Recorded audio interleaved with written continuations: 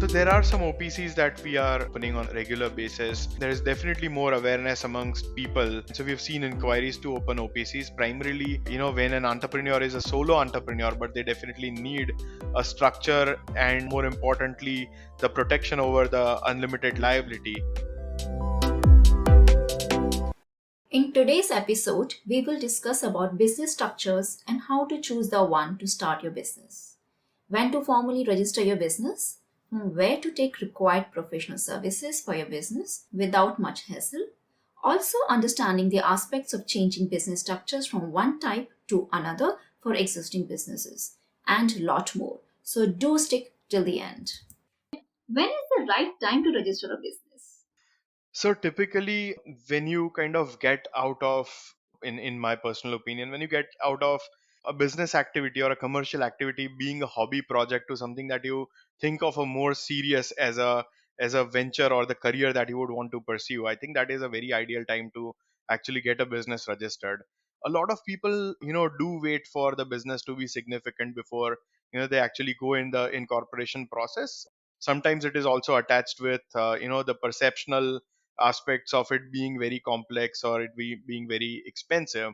I would contradict a little bit on that and really say that there are several good advantages, including your ability to claim the expenses that you have made before you actually incorporated a business as a pre-incorporation business expenses, right? So these are some of the smaller aspects, and obviously you spend a lot of time and money and resources to even ideate and kind of make the MVP.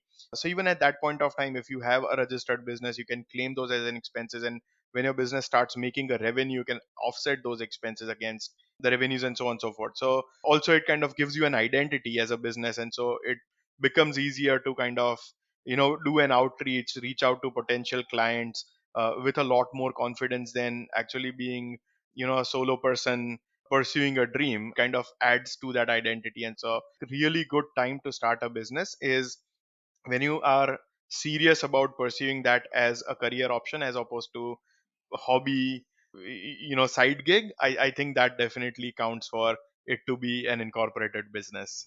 There are several businesses which are typically not for profit businesses, and you also have an option of creating a section 8 company and so on and so forth. Now, can you just tell us in detail, structure wise, more information to our listeners based on which decision can be made to select the structure?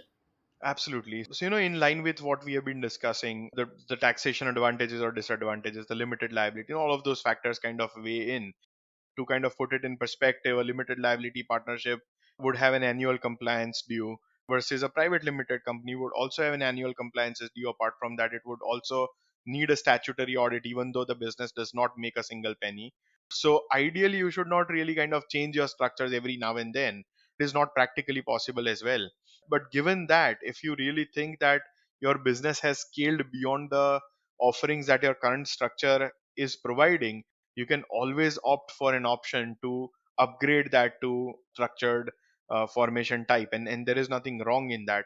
But at the same time, you should not really think that, oh, let me start very lean and then in a year I'll change that to a private limited company, because eventually you will end up spending more time and more resources in conversion process. So you might want to kind of save yourself from that.